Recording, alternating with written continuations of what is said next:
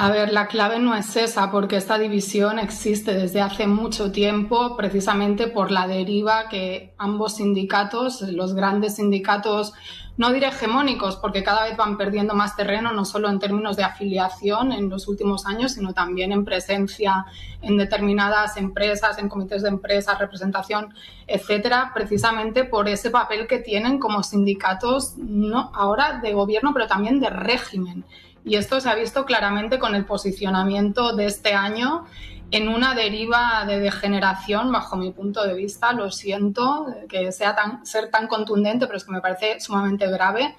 por parte de unos instrumentos que se supone que están para la defensa de los derechos de la clase trabajadora, pero que han decidido meterse en la disputa política, que esto no quiere decir que el sindicalismo esté aparte de la política. Claramente el sindicalismo es hacer política y el buen sindicalismo tiene una perspectiva de transformación de la sociedad, no solo de una lucha corporativa, pero en ese querer meterse además en debates internacionales que son más fáciles, porque es más fácil antagonizar, ¿no?, con gente que está fuera, acusar a Putin y a Trump de que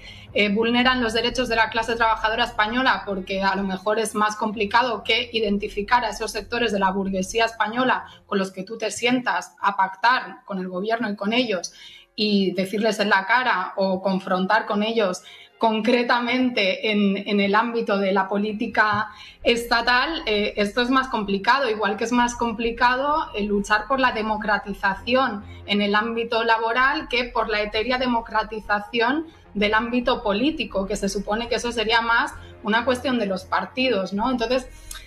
bueno, ¿qué tenemos con comisiones y UGT? Pues tenemos a dos sindicatos de la renuncia o de la derrota que han dejado su función de defensa de la clase trabajadora desde una perspectiva de clase, que han asumido los marcos conceptuales, analíticos y los intereses del régimen del 78, cada vez de manera más explícita, que han sido seducidos por el Ministerio de Trabajo, que los ha colocado en un lugar de protagonismo, y se han venido arriba y se han creído que ellos también pueden hacer política, y la hacen, pero no para la emancipación de la clase trabajadora, sino para todo lo contrario, para domesticar a la clase trabajadora y encauzarla en la lógica de defensa de este gobierno y de su plan de rearme, que ahí me parece sumamente grave con esta propuesta de Pepe Álvarez y de UGT, ¿no?, del rearme, de hacer un impuesto incluso para el rearme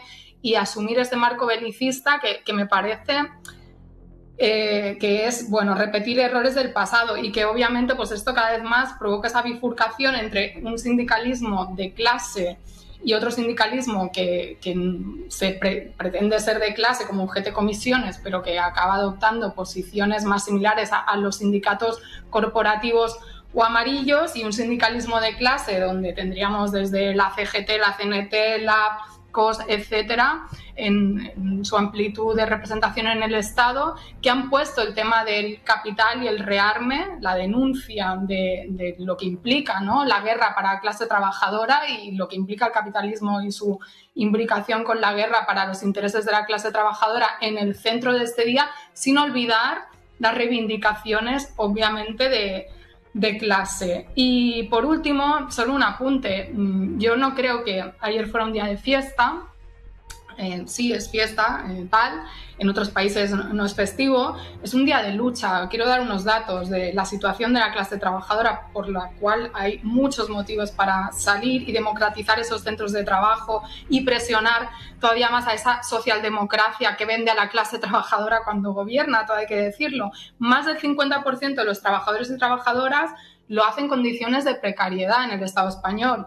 Tenemos una clase trabajadora, o sea, somos parte de esa clase trabajadora que, a pesar de tener trabajo o trabajos, porque muchos estamos en el pluriempleo, podemos ser pobres. En Cataluña la cifra está entre el 12 y el 20%, y luego hay un tema de brecha de género. O sea, ayer una compañera me comentaba en la manifestación que ella descubrió, y ya con esto concluyo, que a ella le pagaban